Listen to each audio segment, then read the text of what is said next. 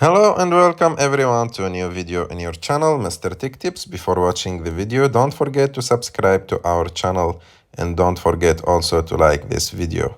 In today's video, I will show you how to record 4K 60 FPS videos on your iPhone. So to do this, you just need to go and open settings.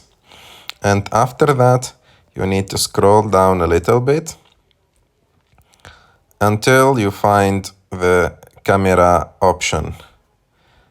Okay, it's here, the camera option. You click on it and you will find the first option is record video.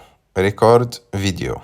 You just need to click on it, and as you can see here, you will have multiple resolutions. The first one is 720p HD at 30 FPS.